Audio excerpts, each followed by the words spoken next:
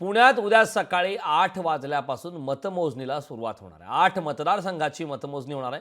कोरेगावातील धान्य गोदामात मतमोजणी होणार आहे. मतमोजणीसाठी पुणे प्रशासन सज्ज झालंय, असं सुहास दिवसेंनी प्रतिक्रिया दिली. स्ट्रॉंग रूम जवळ इलेक्ट्रॉनिक उपकरणं घेऊन जाण्यास मनाई करण्यात आली. तर पुणे जिल्हाधिकारी सुहास दिवसे यांनी या संदर्भातली माहिती दिली.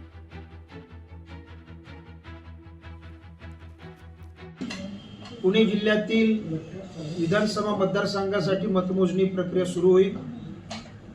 पुण्यामध्ये 8 शहरी ज्या कॉन्स्टिट्युन्सीज आहेत त्याची मतमोजणी ही FCI गोडाऊन कोरेगाव पार्क येथे सुरू होणार आहे. उर्वरित जे ग्रामीण आमच्या कॉन्स्टिट्युन्सीज आहेत ती त्या ठिकाणी तहसील हेडक्वार्टर्समध्येच त्याच्या काउंटिंग होईल.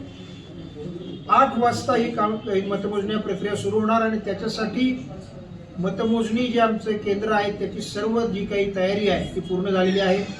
त्यासाठी आवश्यक असणारा स्टाफची नेमणूक पण झालेली आहे आणि आजच या स्टाफचं रँडमायझेशन हे काउंटिंग ऑब्झर्व्हरच्या समोर पूर्ण करण्यात आलेलं आहे.